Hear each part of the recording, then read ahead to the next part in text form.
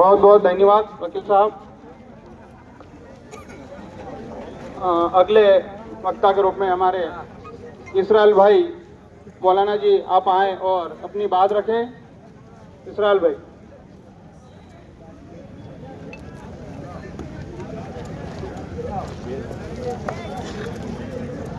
समस्त बाहर से आने वाले साथियों और हमारे भीम आर्मी के साथियों और सब के सब मजलूम साथी, हमारा जो इत्तिहाद है और हमारा यहाँ पर जो इकट्ठा होना है ये जुल्म के खिलाफ है। जुल्म ना तो हम करेंगे और ना हम जुल्म सहेंगे। तो जब जब भी इस देश के अंदर मजलूम इकट्ठे हुए हैं तब तब जालिम की बुनियाद हिल चुकी है।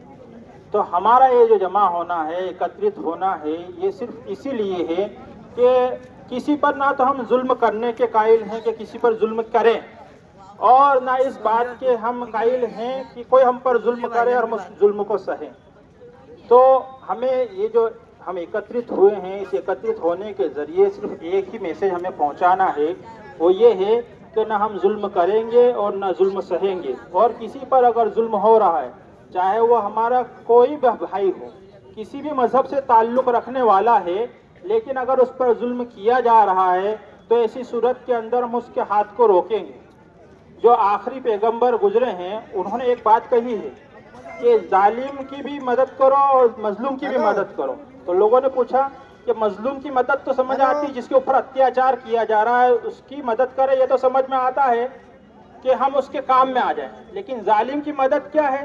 तो बताया कि जालिम की मदद ये है कि उसको जुल्म करने से रोक दो, अत्याचार करने से उसको रोक दो। ये जालिम को जुल्म से रोकना ये भी एक चीज़ है। तो हम जो इकट्ठे हुए हैं, ये हमारा एकत्रित होना ये संविधान के तहत है कि हम अपनी बात और अपने विचार को या अपनी मांग को सही तरीके से, संवैधानिक तरीके से हम रख सकते हैं। तो उसके लिए हम एकत्रित हुए हैं।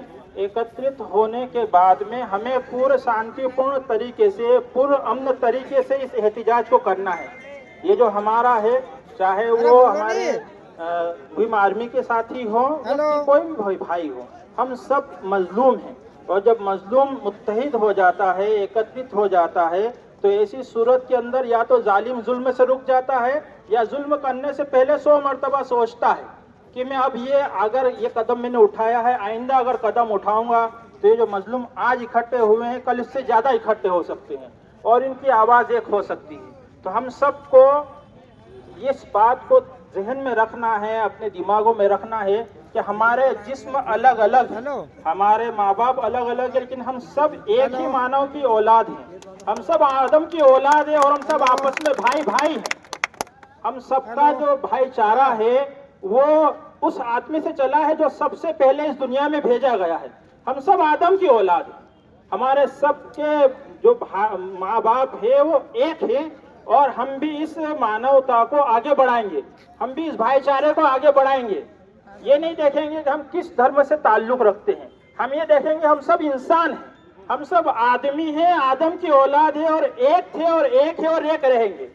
इसी मैसेज को लेकर आज चूंकि क्षेत्र के सारे हमारे दूसरे भाई भी एकत्रित हुए हैं, तो ये सब के सब इस चीज को बिल्कुल दिमाग में बिठा ले कि हम सब एक दूसरे से जुड़कर रहेंगे और एक दूसरे के लिए जहां मदद की जरूरत पड़ेगी वहां मदद के लिए जाएंगे भी सही और मदद करेंगे भी सही, करेंगे सब।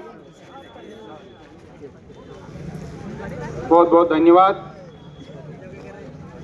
सभी साथी इधर उधर खड़े, आप सब भैया अंदर आ जाए, सब पास में खड़े हो जाएं। भैया कुछ ही देर में अपने बीच में उपस्थित होने वाले हैं, आलोट में आ गए हैं। बस एक 2-5 मिनट के अंदर हमारे बीच में उपस्थित हो जाएंगे। और सभी साथियों से मैं एक निवेदन करना चाहूँगा कि ये हमारी लड़ाई किसी जाति धर्म से नहीं है, हमारी लड़ाई अन्याय अत्याचारों के खिलाफ है। हमें किसी भी तरह के अनर्गल नारे नहीं लगाने हैं और कोई ऐसा व्यक्ति अगर आपके आसपास नारे लगाए और आप जैसे उसको देखें तो आप उसको चुप करें। आपसे अगर नहीं होता है तो हमें बताएं। मैं हर बार ये कहता रहता हूँ, हर बार जब भी रैली ज्ञापन होती है तो मैं जरूर बोलता हूँ, और आज भी हम सभी भाई हैं और जब जब भी दलित मुस्लिम की एकता बनी है, इस देश में इतिहास रचा है। बस कुछ कारणों से हम सब अलग अलग टुकड़ों में बटे हुए हैं। जिस दिन हमारी एकता बन गई है तो इस आलोट का भी इतिहास हम रच के दिखाएंगे और ये आप सभी के सहयोग से आने वाले समय में बहुत जल्द इस आलोट के अंदर करके दिखाएंगे। आप भाइयों के साथ जब भी किसी भी चीज की जरूरत पड़ी, जहां भी अन्य अत्याचार आप लोगों के साथ हो, अब आधी रात में भी हमें याद करेंगे। हम कंधे से कंधा मिलाकर आपके साथ में खड़े रहेंगे।